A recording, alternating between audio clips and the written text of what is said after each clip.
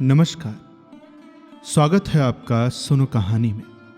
आप सुन रहे हैं शरत चंद्र चट्टोपाध्याय के द्वारा लिखित उपन्यास चरित्रहीन, और इसे आवाज दी है मृत्युंजय मिश्रा ने।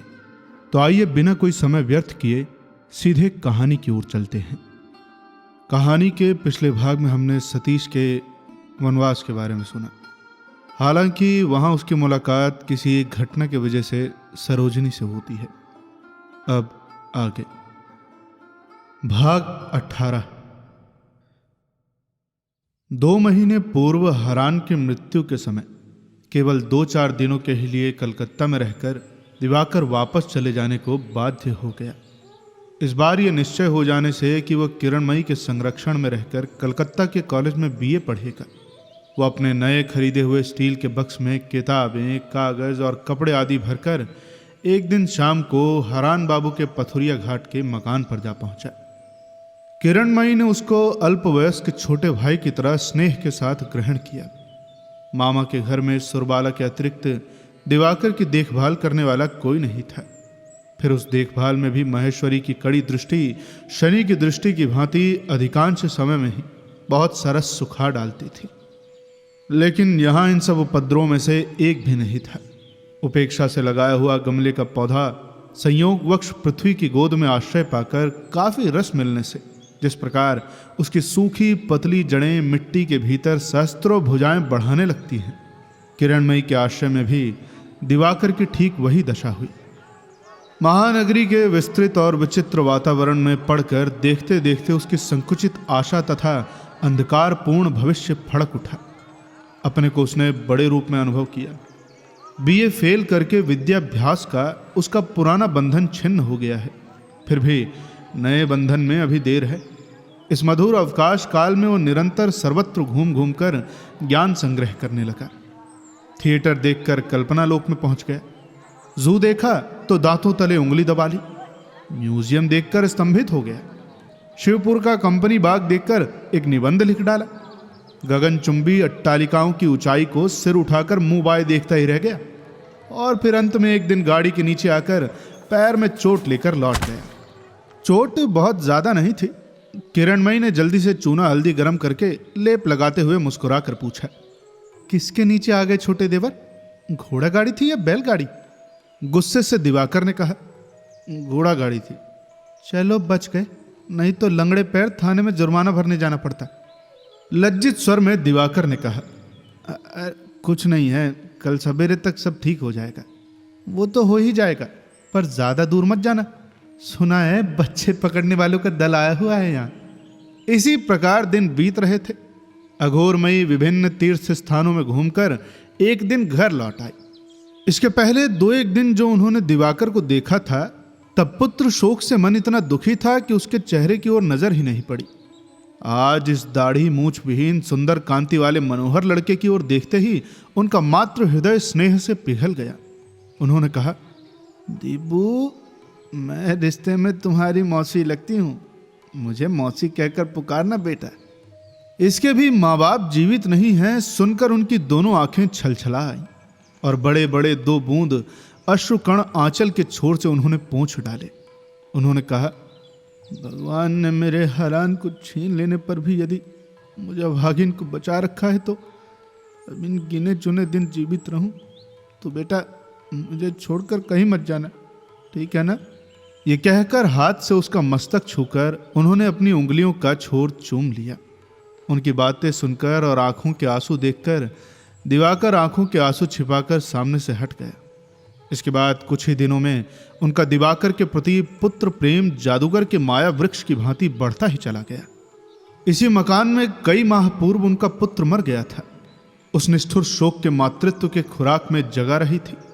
इन दिनों वही शोक अपेक्षाकृत शांत हो जाने से उनका शोधातुर मातृ हृदय संतान के अभाव में टुकड़े टुकड़े होकर बिल्कुल ही बिखर पड़ता। इससे पहले ही उन्होंने संतान परित्यक्त उस शून्य सिंहासन पर दिवाकर को बड़े लाड़ से बैठा लिया था। सच बात तो यह है कि इस पुत्रहीना जननी ने कुछ दिन प्रवास में बिताकर घर लौट आने पर पुत्र का अभाव समुचे हृदय से पूरा कर लेना चाहा। खैर, एक और वो थी और दूसरी ओर थी किरणमयी। आदर यत्न की कोई सीमा नहीं रही। भूख न होने पर, जरा सा सर्दी जुकाम हो जाने पर भी जवाबदेही देनी पड़ती है। स्नेह के इस रहस्य को नहीं जानता था वो। जीवन के इस आकस्मिक परिवर्तन के प्रथम कुछ दिन उसको कुछ अटपटे से जान पड़े। चीरभ्यस्त अंधकार का संकोच बिल्कुल कट जाना नहीं चाहता था, तो भी थोड़े ही दिनों में उसका संकीर्ण मन इन दोनों नारियों के अपरिमित स्नेह से अपरिमित रूप से फैल गया। अंत में एक दिन उसके बहुक्लेशार्जित दुख सहने के अभ्यास सूखे चमड़े की भांति शरीर से अज्ञात रूप से झर गए। इसको वो जान भी न सका। क्रमशः देखने की सारी जगहें एक एक कर देख डाली उसने। कलकत्ते की सड़कों से अच्छी तरह परिचित व अभ्यस्त हो जाने के कारण गाड़ी वाड़ी के नीचे आने की संभावना भी अब खत्म हो गई थी। अतः दिवाकर ने सभा समिति में योगदान देना, थोड़ा बहुत लिखना शुरू किया। अल्पावधि में ही वो एक मासिक पत्रिका का उत्साही व मान्य लेखक हो गया था। बचपन से ही गाने बजाने व साहित्य के प्रति अनुराग था। थोड़ी बहुत तुकबंदी भी कर लेता था। अब दिवाकर बंधोपाध्याय के नाम से कहानियां लिखने लगा। कॉलेज के कुछ लड़कों ने मिलकर चंद्रोदय नाम की मासिक पत्रिका निकाली थी। उसी को लेकर दिवाकर पागल हो उठा था। अब वो जब तक घर से बाहर नहीं निकलता, उसको बहुत काम रहता है। टूटी छत के निर्जन कोनों में पेंसिल कॉपी लेकर गंभीर मुंह से वो बैठा रहता है। स्नान भोजन की बात उसे स्मरण ही नहीं रहती। बहुत बुलाहट के बाद ही उसको नीचे उतारा जा सकता है। उसके मानस राज्य के इन नवीन उपद्रवों को भय के साथ लक्ष्य करके अघोरमयी कहने लगी, इसी घर का दोष है। मेरे हरान ने भी लिख पढ़कर प्राण दे दिया। इसको भी देखती हूँ उसी रोग को पकड़ लिया है। नहीं बाबू, पराया लड़का। किरणमयी सब कुछ ही लक्ष्य कर रही थी। उसने हंसकर कहा, इसकी चिंता तुम मत करो मां। उन्होंने जो लिखने पढ़ने में मन लगाया है उसमें परमायु घटती नहीं बल्कि बढ़ती है। इसके कुछ ही दिन बाद चंद्रोदय में दिवाकर की जहर की छुरी नामक एक कहानी प्रकाशित हुई। सूर्योदय पत्र ने उसकी समालोचना करके कहा, बंगाल के गौरव सुप्रसिद्ध नवीन लेखक श्रीयुत दिवाकर बंधोपाध्याय लिखित प्रेम का एक सच्चा चित्र। एक निर्लज्ज चापलूसी को एक अकाट्य सत्य मानकर ग्रहण करने में दिवाकर ने तनिक भी संकोच नहीं किया। प्रथम यौवनावस्था, इसके बीच ही उसने दो चार भक्त इष्ट मित्रों की सहायता से सुनहली टोपी माथे पर पहन ली थी। सूर्योदय के संपादक ने उसके ही चारों तरफ पोथियों की एक माला लपेट दी। अपरूप साहित्य का यह किरीट माथे पर धारण कर दिवाकर एक दिन सवेरे गर्वोन्नत मुख से रसोई घर में आ पहुंचा। उसके हाथ में वही सूर्योदय पत्र था। किरणमयी रसोई पका रही थी। बोली, तुम्हारे हाथ में ये कैसी पत्रिका है बबुआ? ओ, ये एक मासिक पत्र सूर्योदय है, नया निकला है। लेकिन कुछ भी कहो भाभी, खूब लिखता है। किरणमयी सूर्योदय पत्रिका के बारे में कुछ नहीं जानती थी। आग्रह के साथ बोली, सच? तब एक बार जरूर देखूंगी। अभी देखोगी? अभी नहीं, मेरे बिछौने पर रख दो, दोपहर को देखूंगी। दोपहर को कामकाज से छुट्टी पाकर किरणमयी सूर्योदय खोलकर बैठ गई। इधर उधर देखते देखते ठीक जगह पर ही उनकी दृष्टि पड़ गई। दिवाकर पास वाले कमरे में ही था। उठकर उसके पास जाकर उसने कहा, कहो बबुआ, जहर की छुरी कहाँ है? समालोचना तो तुमने दिखा दी, लेकिन अब असल चीज निकालो। दिवाकर लज्जित होकर विनयपूर्ण कहने लगा, वो कहानी, वो तो कुछ भी नहीं है भाभी, वो तो हड़बड़ी में लिखी थी। भले ही हो, तुम मुझे दो। ये कहकर उसने आप ही ढूंढकर चंद्रोदय का वो अंक निकाल लिया।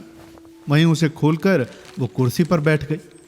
वो मौन होकर पढ़ने लगी, लेकिन दिवाकर आशा और आकांक्षा की तीव्र उत्तेजना छिपाकर झूठ मूठ एक पुस्तक के पन्ने उलटने लगा। उसकी जहर की छुरी नामक कहानी की नायिका असाधारण सुंदरी है और शोणशी है। धनवान जमींदार की लड़की होकर भी उसने देवयोग से एक दरिद्र रूपवान युवक को प्रेम किया है। जमींदार को यह बात ज्ञात हुई तो उन्होंने विजय कुमार को देश निकाला दे दिया। लेकिन नगेंद्र नंदिनी को कुछ भी ज्ञात नहीं था। बसंत के मालती कुंज में बैठकर वो माला गूंथ रही थी। उधर रूप से मुग्ध पूर्ण चंद्र पेड़ की ओट में झांक रहा था, लेकिन आकाश में आने का साहस नहीं करता। प्रभात की कल्पना करके बीच बीच में कोयल कूकती है। ऊपर लुब्ध भौरा गुनगुनाता हुआ निद्रालसा मालती की नींद तोड़ रहा है। उस समय धीरे धीरे वो कौन आ रहा है? हाँ, वही तो है, लेकिन एक कैसा वेश है? गेरुआ कपड़ा, अंग पर विभूति, गले में रुद्राक्ष की माला। नगेंद्र नंदिनी के हाथ में मालती की माला गिर पड़ी।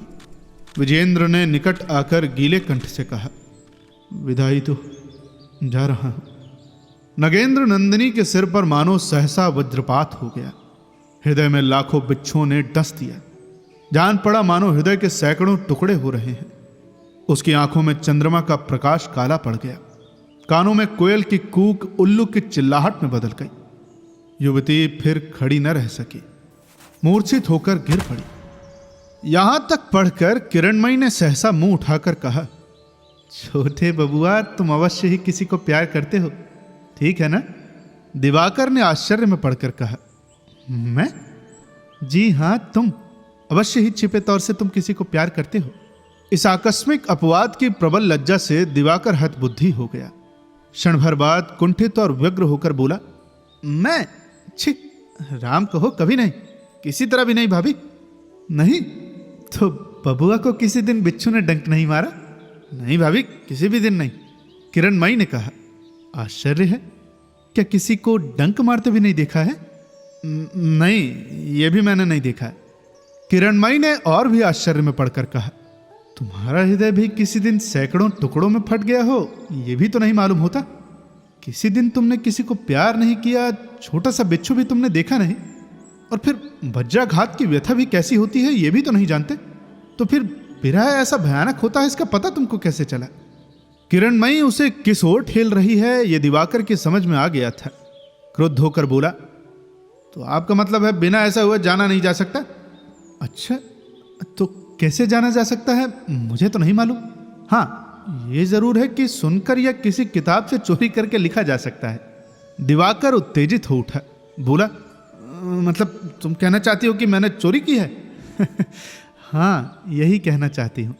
चोरी तो की ही है, उस पर चोरी करने का पता भी नहीं लगा, ऐसे अनाड़ी हो तुम। गुस्सा मत करो देवर जी, लेकिन एक वृश्चिक और वज्राघात के अलावा कोई संबल नहीं है तुम्हारे हाथ में। इतनी सी पूंजी लेकर ये समुद्र पार करोगे? उपन्यास लिखना इतना आसान काम नहीं है, और अगर एक छलांग में समुद्र लांघना चाहते हो तो भी भगवान की कृपा चाहिए, ऐसे ही नहीं हो जाता। इस अप्रत्याशित रूढ़ता से दिवाकर स्तंभित हो गया। आज तक जिससे मीठी मीठी बातें ही सुनता आया था, उसी की अवहेलना और व्यंग्यपूर्ण बातों का क्या जवाब दे? उसे कुछ सूझा ही नहीं। कुछ क्षण चुप रहकर उसने धीरे धीरे कहा, तो आपका मतलब है क्या इतने मनुष्य जो लिख रहे हैं उन सभी ने प्यार किया है क्या, या स्वयं विरह की ज्वाला सह चुके हैं? कब ज्वाला सहने का अवसर पाऊंगा, इस आशा में बैठे रहने से तो देखता हूं कि साहित्य चर्चा भी छोड़ देनी पड़ेगी। उसकी उत्तेजना देखकर किरणमयी ने हंसकर कहा, इसी को साहित्य चर्चा कहते हैं, इसको कहते हैं अनधिकार चर्चा। कहते कहते उसके मुंह की हंसी अकस्मात अत्यंत कठोर हो उठी, और अपनी ही बातें मानो हृदय के अंतस्थल को हिलाकर रक्त से भीग कर भारी और लाल हो गई। ग्लान मुख बोली, मेरी बात आज तुम्हारी समझ में नहीं आएगी देवर जी, और कभी समझ में आए भी नहीं, यही भगवान से प्रार्थना करती हूँ।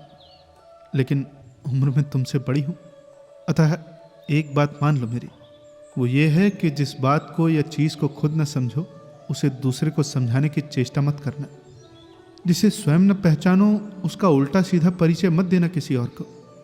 दिवाकर ने कोई बात नहीं कही। किरणमयी थोड़ी देर तक चुप रही।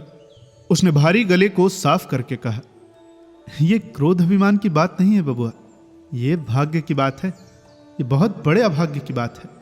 इस संसार में जिन दो चार अभागों को इस निगूढ़ रहस्य का सच्चा परिचय देने का सच्चा अधिकार प्राप्त होता है, इस गुरुभार को उन्हीं के हाथों में छोड़कर दूसरे कामों में मन लगाओ। उससे काम भी होगा और नुकसान भी कम होगा। व्यर्थ छत के कोने में मुंह भारी बनाकर बैठे बैठे कल्पना करने से कोई लाभ नहीं होगा। ये बात मैं तुमको निश्चित रूप से कह देती हूं, समझे? दिवाकर ने नरम होकर कहा, तो क्या कल्पना क्या कोई वस्तु ही नहीं है?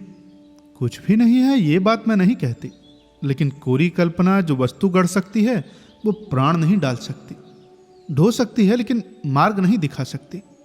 उसी राह दिखाने के प्रकाश का पता जब तक तुम नहीं पाते, तब तक तुम्हारा बिच्छू केवल तुम्ही को डंक मारेगा और किसी के शरीर पर डंक गड़ा न सकेगा। उसकी अंतिम बात पर दिवाकर मन ही मन जल उठा और मुंह उदास बनाकर बैठा है, यह देखकर किरणमयी ने फिर मुस्कुरा कर कहा, लेकिन मैं सोचती हूँ बबुआ कि तुम्हारे सूर्योदय महाशय के आंसू न रुकने का कारण क्या है? कहीं अंत में नागेंद्र नंदिनी विष खाकर मर तो नहीं गई? कुपित दिवाकर ने कोई उत्तर नहीं दिया। किरणमयी कहानी के अंतिम भाग पर दृष्टि डालकर बोल उठी, लो यही तो है। ये कहकर ऊंचे स्वर से वो पढ़ने लगी। लेकिन शमशान में वो किसका शव लोग लिए जा रहे थे? किसके पीछे वे असंख्य मनुष्य छाती पीटते पीटते चले जा रहे हैं? किसके शोक में नृत्य तुल्य परम प्रतापी जमींदार पागल की भांति हो गए हैं? ओह, ये क्या ही हृदय विदारक दृश्य है। विजेंद्र धीरे धीरे उसी ओर अग्रसर होने लगा। इसके आगे किरणमयी और न पढ़ सके। हंसकर पत्रिका दिवाकर के ऊपर फेंक कर उसने कहा, अरे बहुत देर हो गई, जाऊं जरा। ये कहकर हंसती हुई वो चली गई। 5-6 दिन बाद एक दिन दोपहर में दिवाकर ने किरणमयी के कमरे में जाकर आश्चर्य के साथ देखा। वह अत्यंत ध्यान लगाकर एकाग्र चित्त से भूमि पर बैठी हुई एक हस्तलिखित मूल संस्कृत रामायण पढ़ रही है। किरणमयी साधारण गृहस्थ घर की स्त्रियों की अपेक्षा अधिक पढ़ी लिखी है और बंगला अंग्रेजी दोनों भाषाएं अच्छी तरह जानती है। ये बात दिवाकर जानता था, लेकिन इस कारण ही हाथ की लिखी संस्कृत पोथी पढ़ने की योग्यता भी अच्छी तरह है, ऐसी बात दिवाकर ने स्वप्न में भी नहीं सोची थी। पल भर में आश्चर्य और श्रद्धा से झुककर वो वहीं बैठ गया। किरणमयी ने हाथ के पन्ने को ठीक स्थान पर रोककर मुंह ऊपर उठाकर कहा, अचानक कैसे, असमय में कैसे आए? दिवाकर ने जरा कुंठित होकर कहा, तुम पढ़ रही हो ये मैंने सोचा नहीं था भाभी। मैं समझता था संभवतः सो रही हूं, इसलिए एकांत सोचकर मुझे जगाने आए हो। दिवाकर ने लज्जा से लाल होकर कहा, जब तक इस तरह प्रयास करती रहोगी तो मैं घर छोड़कर भाग जाऊंगा, कह देता हूं भाभी। भाग जाऊंगा कहने से क्या भागा जा सकता है? भूल भुलैया का मार्ग मालूम रहना चाहिए। अच्छा बैठो, क्रोध करके उठना पड़ेगा। मैं सोचती थी कि बबुआ द्वार बंद करके बैठे बैठे जहर की छुरी के बाद तलवार कटार की तरह कोई बड़ी चीज तैयार कर रही हो, इसलिए मैंने भी बुलाया नहीं तो मुझे ही क्या दोपहर को रामायण पढ़ना अच्छा लगता है। अच्छा, रामायण में तुम विश्वास करती हो भाभी? करती हूं, दिवाकर ने अत्यंत आश्चर्य में पढ़कर कहा, किंतु बहुत से लोग नहीं करते। वास्तव में इसमें इतने झूठ, इतने असंभव, इतने प्रक्षिप्त अंश हैं कि उन पर विश्वास नहीं किया जा सकता। किरणमयी ने जरा हंसकर पोथी को हाथ से ठेल कर कहा, यही तो मूल ग्रंथ है, इसमें से प्रक्षिप्त विषयों को निकाल दो तो देखूं। दिवाकर ने सहम कर कहा, मैं किस तरह निकालूंगा भाभी? मैं तो संस्कृत नहीं जानता। जानते नहीं हो, इसीलिए इस प्रकार झट से ऐसी बातें तुम्हारे मुंह से निकल गई। विद्या न रहने से ही अविद्या आग उठती है। इससे ही फलस्वरूप मनुष्य जिस बात को नहीं जानता वही दूसरे को बता देना चाहता है, जो समझता नहीं वही अधिक समझना चाहता है। इस बुरी आदत को छोड़ दो बबुआ। दिवाकर अत्यंत लज्जित हो गया। ये बात कहने का उसका कोई विशेष उद्देश्य नहीं था। उसने सोचा था कि धर्म ग्रंथ में अश्रद्धा या अविश्वास दिखाने से भाभी प्रसन्न होंगे। किरणमयी ने जरा हंसकर कहा, अच्छा लिखना कैसा हो रहा है? मैं तो अब लिखता नहीं हूं भाभी। लिखते नहीं हो? अरे कहते क्या हो बबुआ? लेकिन तुमने जो कुछ लिखा था वो बुरा नहीं था, छोड़ क्यों दिया बताओ? क्यों लज्जित कर रही हो भाभी? मैंने उसके बाद बहुत विचार करके देखा है, तुम्हारी बात सत्य है। मेरा ये लेख दूसरे की चोरी भले ही ना हो, लेकिन दूसरे का अनुकरण तो अवश्य है ना। वास्तव में मैं प्रेम को क्या जानता हूं कि इतनी बातें लिखने लगा। इसलिए अब मैं लिखता नहीं, केवल सोचता हूं। सोचते हो? दिन रात सोचते हो? बताओ तो, कहीं मुझे ही तो नहीं सोचते? दिवाकर ने इस बात पर ध्यान न देकर कहा, फिर भी भाभी मुझे लगता है कि उपन्यास लिखने की झक को भी मैं किसी दिन छोड़ न सकूंगा। आज इसलिए यही सोचकर मैं यहां आया हूं कि तुमसे कुछ सीखूंगा। मुझसे तुम क्या सीखोगे बबुआ? प्रेम? दिवाकर ने प्रबल लज्जा को किसी प्रकार रोककर गंभीर होकर कहा, सब कुछ सीखूंगा, आवश्यकता पड़ेगी तो वो भी सीखूंगा। किरणमयी ने भी मुंह को कृत्रिम गंभीरता से परिपूर्ण करके कहा, लेकिन इसमें एक बखेड़ा है बबुआ।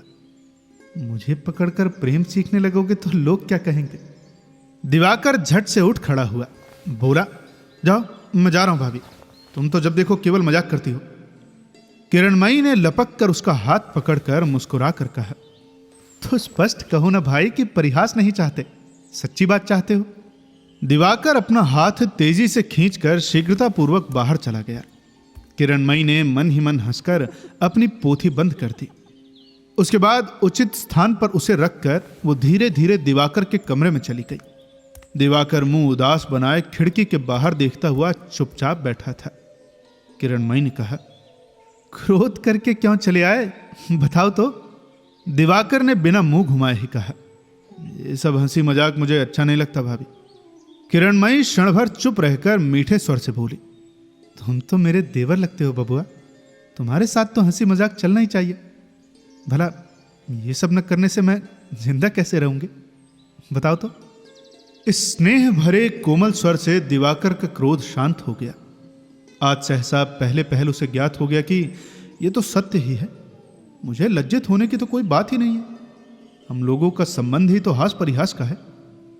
ये बात झूठी भी नहीं कि बंगाली समाज के देवर भौजाई में एक मधुर हास परिहास का संबंध प्रचलित है, और ठीक कहां पर इसकी सीमा रेखा है यह भी बहुतों की दृष्टि में नहीं पड़ती। पढ़ने की आवश्यकता भी वे नहीं समझते। लेकिन इस निर्दोष हास परिहास की अधिकता से कभी कभी कितने विष बीज झर पड़ते हैं, और अदृश्य में वही बीज अंकुरित होकर विश्व वृक्ष में परिणित हो जाते हैं और किसी समय समुचे पारिवारिक बंधन को कलुषित कर देते हैं। इसका हिसाब किताब लोग रखते हैं क्या? दिवाकर ने मुंह फेरकर अभिमान के स्वर से कहा, मैं सीखने गया और तुमने प्रयास करके मुझे भगा दिया। किरणमयी ने बिछौने की एक छोर पर बैठकर कहा, क्या सीखने गए थे? वही जो मैंने कहा था कि कहानी लिखने का झक मैं किसी प्रकार छोड़ न सकूंगा, इसलिए मैंने सोचा कि तुम सिखा दोगे, बोलती जाओगी, मैं लिखता जाऊंगा। लेकिन वो तो फिर मेरा ही लिखना होगा बाबू। होगा तो होने दो, लेकिन मेरा तो सीखना होगा। केवल जानने से ही तो नहीं होता ना, व्यक्त करने की शक्ति भी तो होनी चाहिए। वो तो चाहिए ही, लेकिन व्यक्त क्या करोगे जरा सुनो तो। वही तो तुम बता दोगी भाभी। किरणमयी को फिर हंसी आ गई, बोली, तब तो किसी और को पकड़ो जाकर देवर जी, ये काम मेरा नहीं है। जल की मछली अगर ये समझाना चाहे कि मरुभूमि में मनुष्य प्यास से कैसे मरता है, तो फिर कोई दूसरा ढूंढना पड़ेगा। मेरी बुद्धि से बाहर है ये। जरा चुप रहकर दिवाकर बोला, भाभी ये सच है कि मरुभूमि की तृष्णा से मैं अभिज्ञ नहीं हूं, परंतु मैं जलचर भी नहीं हूं। तुम्हारी तरह जब मेरा वास भी डांग पर है तो पिपासा की धारणा भी है। तुम कहकर तो देखो एक बार, मैं समझ पाता हूं कि नहीं। किरणमयी चुप ही रही, केवल हंसते हुए मुख से ताकती रही। दिवाकर भी कुछ क्षण स्थिर रहकर बोला, यहां जो इतनी देर तक तुम रामायण पढ़ रही थी भाभी, मैं उसी की बात कहता हूं। सीता के जिस रूप की अग्नि में रावण सपरिवार भस्म हो गया, नारी का वो रूप क्या है? और अकेला रावण ही तो नहीं, ऐसे अनेक रावणों का इतिहास मौजूद है। कवि लोग कहते हैं रूप की प्यास। तुमने भी उसी तरह की उपमा दी है। तुम ये मत सोचना भाभी कि मैं तुमसे तर्क कर रहा हूं। मैं जानता हूं कि तुम्हारे पैरों के पास बैठकर मैं बहुत दिनों तक सीख सकता हूं। मैं तो केवल यही जानना चाहता हूं कि इसे प्यास कहते क्यों है? पानी देखने से ही तो मनुष्य को प्यास नहीं लग जाती, तो फिर रूप देखने से ही उसको प्यास क्यों लगेगी? किरणमयी ने मुंह ऊपर उठाकर एकाएक हंसकर कहा, प्यास लगती है क्या बबुआ? इस हंसी और प्रश्न का यथार्थ अर्थ समझकर दिवाकर पल भर के लिए हतबुद्धि सा हो गया, लेकिन दूसरे ही क्षण अपने को संभाल कर बोल उठा, अवश्य लगती है। उसका संकुचित और दबा हुआ साहस इतनी देर में किस हद तक जाग गया था, इसे वो स्वयं भी नहीं जानता था। उसने कहा, न लगने से संसार में बड़े बड़े कवि लोग शकुंतला भी नहीं लिखते, रोमियो जूलियट भी नहीं लिखते। इसलिए मैं जानना चाहता हूं भाभी, नारी का ये रूप वास्तव में क्या वस्तु है, और प्रेम भी उसके साथ इस प्रकार घनिष्ठ रूप में लिपटा क्यों रहता है? किरणमयी ने गंभीर होकर कहा, तब तो तुम्हारी अवस्था भी उतनी बिगड़ी नहीं है। दिवाकर व्यथित होकर बोला, सभी बातों को यदि तुम हंसकर उड़ा दोगी भाभी तो फिर रहने दो, मैं अब कुछ न पूछूंगा, जाओ। उसकी ओर देखकर किरणमयी ने विषाद का ढोंग रचकर कहा, मैं मूर्ख स्त्री हूं बबुआ, मैं इन सब बड़ी बड़ी बातों का हाल क्या जानूं? और बताओ, तुम क्रोध कर रहे हो। दिवाकर को उस दिन की बात याद आ गई जिस दिन वेद के प्रति भी अवहेलना भरी उक्ति सुनकर उसने कानों में उंगली डाल ली थी। उसने कहा, मैं जानता हूं भाभी तुम भारी पंडित हो, तुम चाहो तो सभी विषय मुझे समझा सकती हो, किरणमयी ने कहा, समझा सकती हूं। अच्छा, यदि मैं कहूं कि स्त्री का रूप एक भ्रम मात्र है, वास्तव में यह कुछ भी नहीं है, मृग मरीचिका की भांति मिथ्या है, तो क्या तुम विश्वास करोगे? नहीं। इसका कारण यह है कि मरीचिका भी मिथ्या नहीं है। चाहे वो कुछ भी हो, दर्पण में मनुष्य का प्रतिबिंब पड़ता है, वो प्रतिबिंब है, आदमी नहीं है। यह तो मानी हुई बात है। प्रतिबिंब को मनुष्य कहकर पकड़ने की चेष्टा करना मूर्खता है। लेकिन रूप तो उस प्रकार किसी वस्तु का प्रतिबिंब नहीं है। सांप को रस्सी समझकर पकड़ने जाना भूल है, मरीचिका को भी पानी समझकर पकड़ने जाना भूल है। लेकिन रूप के पीछे तो मनुष्य केवल रूप की ही तृष्णा से दौड़ जाता है। भाभी, बबुआ, अभी तुमने दर्पण में प्रतिबिंब देखने की उपमा दी है। जिस दिन तुम समझ जाओगे कि रूप भी मनुष्य का प्रतिबिंब ही है, मनुष्य नहीं है, उसी दिन प्रेम का पता पाओगे। लेकिन छोड़ो इस बात को, मैं पूछती हूं कि इस रूप के पीछे मनुष्य दौड़ता ही क्यों जाता है? ये मैं नहीं जानता। भ्रमर जैसी स्त्री को छोड़कर भी गोविंदलाल रोहिणी के पीछे दौड़ गया था। ये बात तो मुझे भी बहुत ही अद्भुत ज्ञात होती है। लेकिन उसका फल क्या हुआ? फल जो कुछ भी हुआ हो भाभी, इस पर विचार करने का भार मनुष्य के हाथ में नहीं है। रोहिणी में रूप था, गुण नहीं था। किंतु रूप के साथ गुण रहने से गोविंदलाल की क्या दशा होती, ये कहा नहीं जा सकता। किरणमयी मौन हो रही। बीए फेल हुए इस लड़के पर मन ही मन उसकी श्रद्धा नहीं थी। केवल फेल हो जाने के ही कारण नहीं, पास हो जाने पर भी। वो सोचती कि ये लोग केवल पाठों को कंठस्थ करके केवल पास भर कर सकते हैं और कुछ नहीं कर सकते।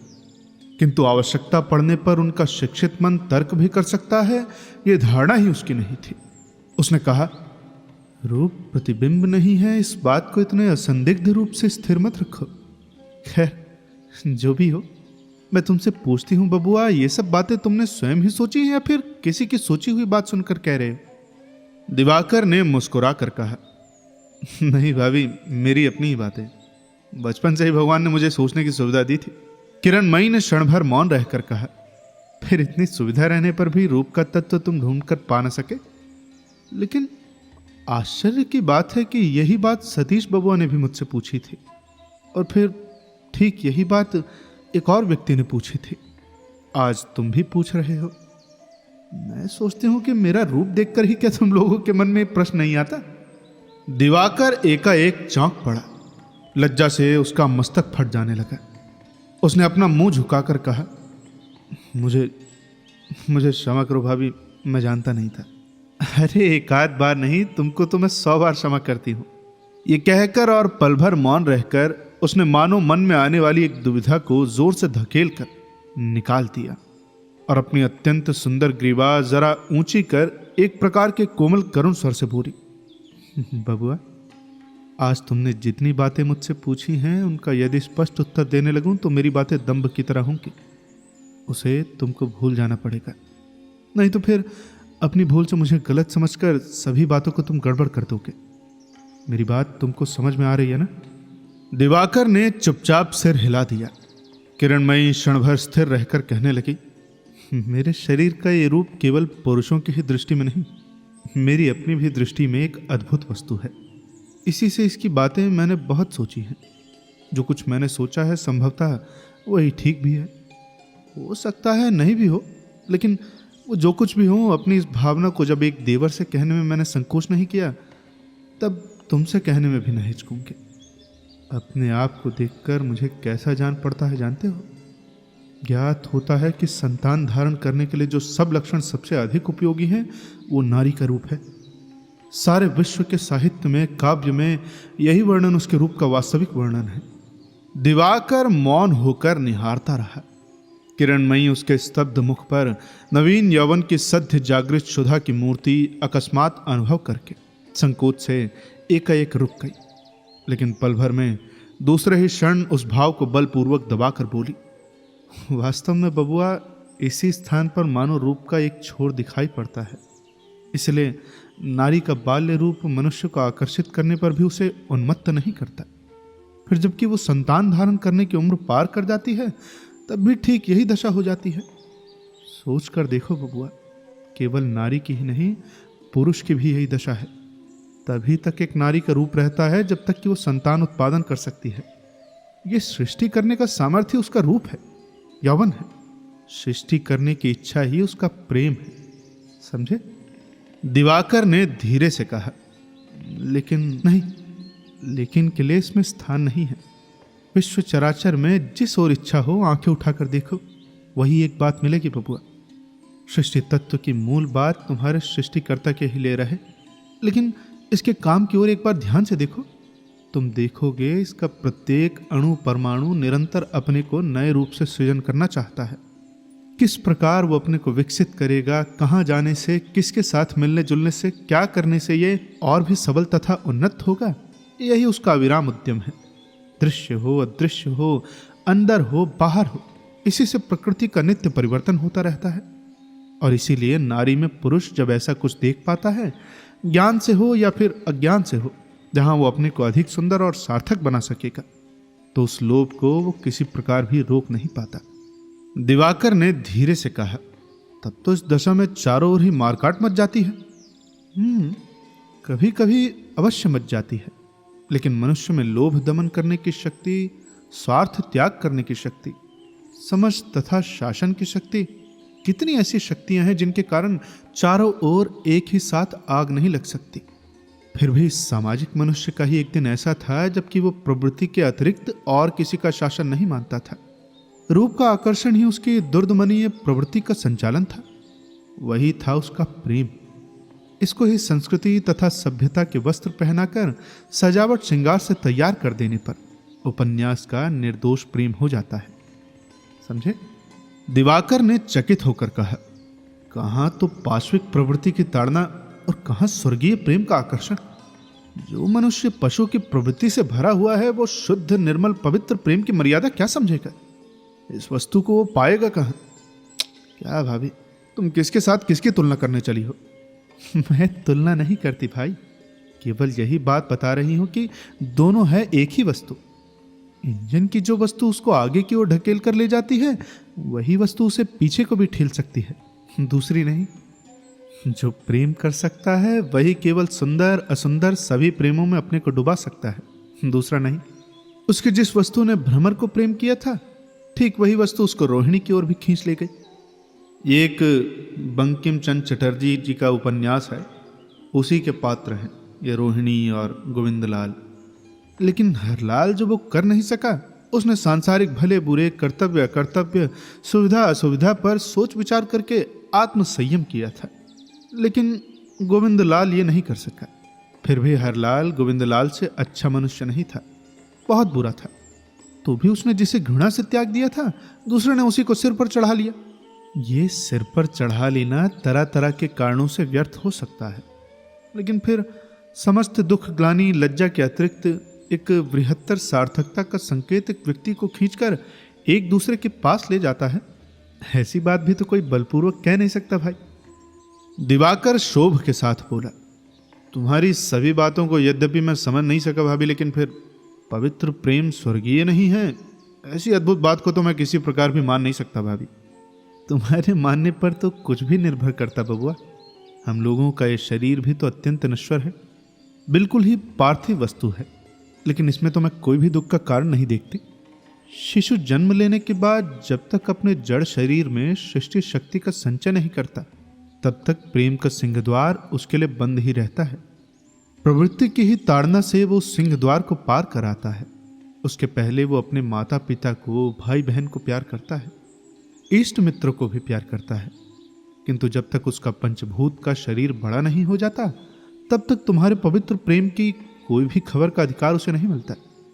तब तक स्वर्गीय आकर्षण उसे तिल भर भी नहीं हिला पाता। पृथ्वी का आकर्षण तो सदा से ही उपस्थित है, लेकिन उस आकर्षण से वृक्ष का पक्का फल ही आत्मसमर्पण करता है, कच्चा फल नहीं करता। उसका रेशा गूदा पृथ्वी के रस से ही पकता है, स्वर्गीय रस से नहीं पकता। सुंदर पुष्प रूप से, गंध से मधुमक्खियों को खींचकर फल पर परिणित हो जाता है। वही फल फिर समय पर भूमि पर गिरकर अंकुर में परिणित हो जाता है। यही है प्रवृत्ति, यही है उसका स्वर्गीय प्रेम। सारे विश्व में ये जो अविच्छिन्न सृष्टि नाटक चल रहा है ना, रूप का खेल चल रहा है, वो स्वर्गीय नहीं है। इसीलिए दुख मानने या लज्जित होने का तो कोई कारण ही मैं नहीं देखती। फिर कुछ रुक कर किरणमयी बोली, अंधकार में भूतों के भय से यदि नेत्र बंद करके ही तुम आराम पाते हो तो मैं तुमको नेत्र खोलकर देखने को नहीं कहती, लेकिन मैं प्रवृत्ति की ताड़ना नहीं चाहती। स्वर्गीय प्रेम का ही उपभोग करूंगी। प्रेम ऐसी साधारण वस्तु नहीं है। दिवाकर ने पूछा, तो फिर संसार पे पवित्र प्रेम, घृणित प्रेम, ये दो प्रेम क्यों है? तुम्हारा ये तर्क तो ठीक सतीश बाबू के तर्क की तरह हुआ।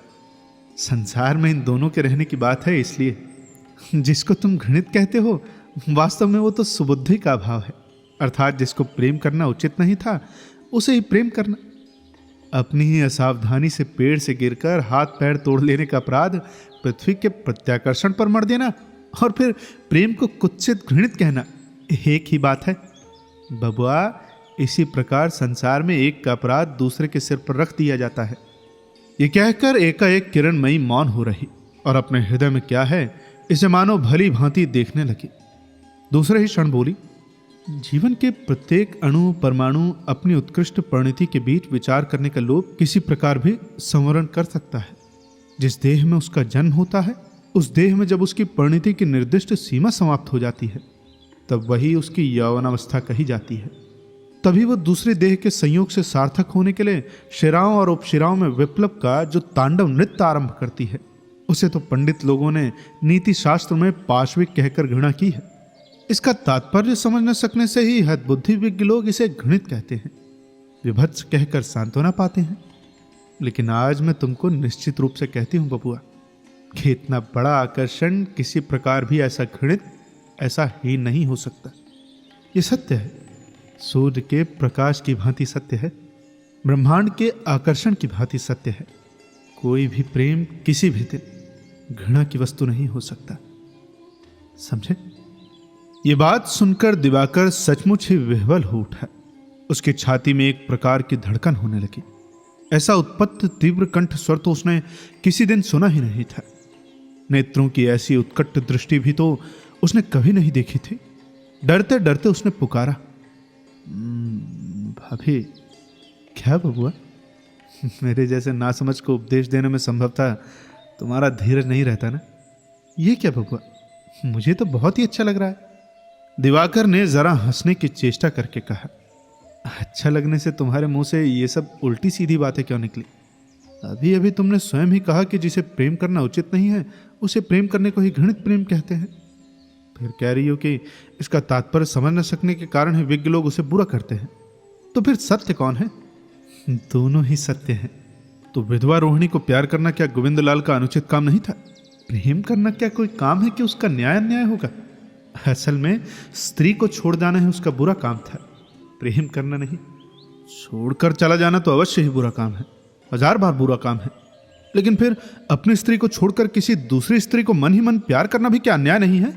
उसकी उत्तेजना पर किरणमयी हंसने लगी, बोली, बबुआ, अपने को इतना शक्तिशाली न समझना चाहिए। अहंकार का कुछ कम रहना ही ठीक है। तुम क्यों सोचते हो कि मनुष्य इच्छा करने से ही जो चाहे कर सकता है?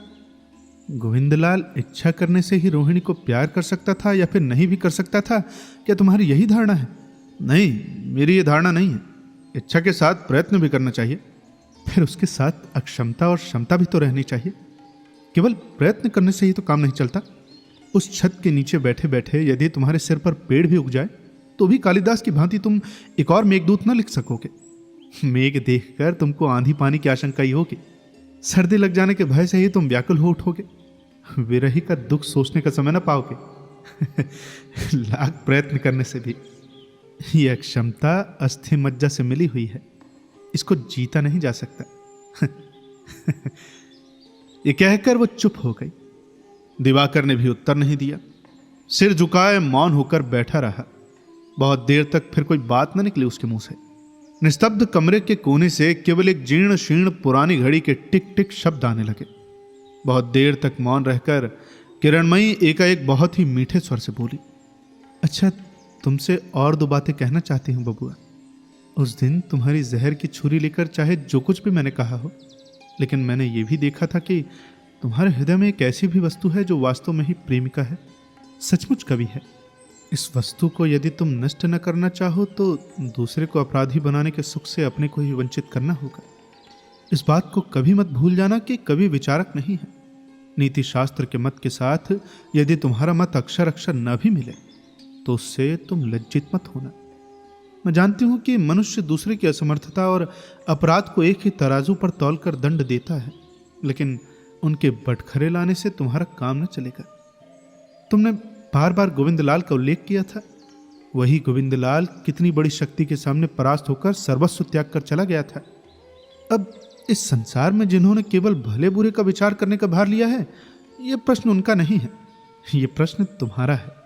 हत्या के अपराध में जज साहब जब किसी अभागी को फांसी की सजा देते हैं तब वे विचारक है, लेकिन अपराधी के हृदय की दुर्बलता अनुभव करके जब वे सजा हल्की कर देते हैं तब वे कवि बन जाते हैं। बबुआ जी, इसी प्रकार संसार के सामंजस्य की रक्षा होती है। इसी प्रकार संसार की भूलें, भ्रांतियां और अपराध असहनीय नहीं होने पाते। कवि केवल सृष्टि ही करता है ये बात नहीं है, कवि सृष्टि की रक्षा भी करता है। जो स्वभावतः सुंदर है उसको जैसे और भी असुंदरता के साथ प्रकट करना उसका काम है। जो सुंदर नहीं है उसको असुंदर के हाथों से बचाना भी उसका काम है। दिवाकर ने जरा सोच कर कहा, इस दशा में क्या अन्याय को प्रश्रय देना ना होगा? देखो, ठीक ठीक मैं नहीं जानती, हो भी सकता है। सुनती हूं कि मन के विरुद्ध अत्यंत घृणा उत्पन्न कर देना भी स्वभावतः कवि का ही काम है, लेकिन अच्छे के प्रति अत्यंत लोभ जगा देना क्या उसकी अपेक्षा बड़ा काम नहीं है? इसके अतिरिक्त जब तक इस संसार से पाप बिल्कुल ही मिटा न दिया जाएगा, जब तक मनुष्य का मन पत्थर न बन जाएगा, तब तक इस पृथ्वी में अन्याय, भूल भ्रांति होती ही रहेगी और उसे क्षमा करके प्रश्रय भी देना ही पड़ेगा। पाप दूर करने की शक्ति भी नहीं है और फिर सहन करने का सामर्थ्य भी न रहेगा तो फिर उससे ही क्या कोई सुविधा होगी बबुआ? लेकिन सुविधा ही तो सब कुछ नहीं है ना भाभी। असुविधा में भी तो न्याय का धर्म पालन करना चाहिए। जो शुभ है, जो निर्मल है, जो सूर्य के प्रकाश की भांति है, उसको सबसे ऊपर स्थान देना उचित है। नहीं, यदि पाप मनुष्य के रक्त के साथ न लगा रहता तो उस दशा में तुम्हारा कहना ही सच होता। एक न्याय के अतिरिक्त संसार में और कुछ भी नहीं रहने पाता। दया, माया, क्षमा आदि चित्त वृत्तियों के नाम तक भी किसी को ज्ञात न रहते। तुम सूर्य के प्रकाश के श्वेत रंग के साथ न्याय की तुलना कर रहे थे, लेकिन क्या श्वेत रंग सब रंगों के महल से नहीं बनता? यह उज्जवल प्रकाश जैसे टेढ़े शीशे के भीतर जाने से रंगीन हो उठता है, उसी प्रकार न्याय भी अन्याय, अधर्म, पाप ताप के टेढ़े रास्ते से दया, माया, क्षमा से चित्रित होकर दिखाई देता है। अन्याय को क्षमा करने से अधर्म को ही प्रश्रय देना होता है, ये बात मैं मानती हूं, लेकिन अधर्म भी तो क्षमा का रूप नहीं। ये बात भी तो स्वीकार किए बिना नहीं रह सकते ना। तर्क करके संभवतः मैं अपनी बात तुमको समझा ना सकूंगी बबुआ, लेकिन जो क्षमा प्रेम के भीतर से पैदा होती है, उस प्रेम का मर्म यदि तुम किसी दिन जान जाओगे तो फिर समझ जाओगे कि अन्याय, अक्षमता को क्षमा कर प्रश्रय देना धर्म का ही अनुशासन है। लेकिन दिन तो अब बहुत ही ढल गया बबुआ जी। क्या आज तुमको भूख प्यास नहीं लगी है? यह कहकर घबराकर वो कमरे से बाहर निकल गई। संध्या के बाद दिवाकर खाना खाने के लिए बैठा तो धीरे धीरे बोला, आज तो सारा दोपहर का समय मेरा बहुत ही आनंद से बीता भाभी। कितनी नई बातें मैंने सीखी ये तो मैं कह भी नहीं सकता। किरणमयी ने मुस्कुराते हुए कहा, अनेक बातें ही तुमने सीखी हैं। आज से तो मुझे अपना गुरु मानना चाहिए तुम्हें। अवश्य अवश्य भाभी, 100 बार मैं तुमको अपना गुरु स्वीकार करता हूं। सच कहता हूं भाभी, यदि इस तरह सदा ही तुम्हारे पास रहने पाऊं तो मुझे और कुछ नहीं चाहिए। क्या कहते हो? इतने में ही इतना आकर्षण? दिवाकर का चित्त उसकी बातों की धारा में मग्न हो गया था। सरल मन से बोला, तुमको छोड़कर एक दिन भी मैं कहीं रह न सकूंगा भाभी। किरणमयी हंस पड़ी और बोली, चुप चुप, यदि कोई सुन लेगा तो चकित हो जाएगा, पागल। दिवाकर होश में आकर अत्यंत लज्जित हो गया। बिछौना बिछाते बिछाते किरणमयी उसी के कोने में बैठकर म्लान करुण कंठ से बोली, ये क्या तुम्हारी नौकरी है, ये व्यवसाय है बबुआ जी, कि इसकी सफलता विफलता मालिक की इच्छा पर या दुकान की खरीद बिक्री पर निर्भर करेगी? ये तो अपने हृदय का धन है, बाहर के लोगों में इसे विफल करने की शक्ति नहीं है बबुआ। ये कहकर वो कुछ देर तक आंखें मूंदे बैठी रही। दिवाकर ने भक्ति भरे चित्त से उस सुंदर मुख की ओर देखकर धीरे धीरे कहा, अच्छा भाभी, तुम क्या आंखें मूंदने पर अपने स्वामी का मुख अंतःकरण में देख पाती हो क्या? किरणमयी ने आंखें खोलकर कुछ विस्मित होकर कहा, स्वामी का? हाँ, देख पाती हूं। जो मेरे यथार्थ स्वामी हैं निश्चय ही मेरे इसी स्थान में रहते हैं। कहकर उसने उंगली से अपना हृदय दिखाया। दिवाकर ने इस बात को सरल भाव से समझकर नम्रता से कहा, लेकिन इसे देखने से क्या लाभ है भाभी? तुम देवी देवता नहीं मानते, तुम इहलोक परलोक को भी नहीं मानते, फिर मरने के बाद तुम किस प्रकार उनके पास जाओगे? मरने के बाद मैं किसी के पास नहीं जाना चाहती, कहीं किसी के पास नहीं, बिल्कुल अकेली रहना चाहती हो। इतना कहकर दिवाकर मानो हतबुद्धि होकर ताकता रहा और उसका प्रश्न सुनकर किरणमयी भी थोड़ी देर के लिए अवाक हो गई, लेकिन दूसरे ही क्षण वो जोर से हंसकर बोली, लेकिन जब तक तुम मेरे संबंध में बातें क्यों सुनना चाहते हो बबुआ? क्या जानू भाभी, पर मुझे सुनने की बड़ी इच्छा होती है। किरणमयी ने बिछौने की चादर बिछा देने के बहाने मुंह घुमाकर कहा, मैं एक आदमी के पास जाना चाहती हूँ, लेकिन वो मरण के उस पार नहीं है, इसी पार है। लेकिन वे तो मरण के उस पार चले गए हैं, इस पार किस प्रकार फिर तुम उनको पाओगे? वो मेरा अब भी इसी पार में उपस्थित है। अब तक चली भी गई होती, लेकिन क्या भाभी? केवल यदि मुझे वो बता देता कि वो मुझे चाहता है या नहीं। कौन इस पार है?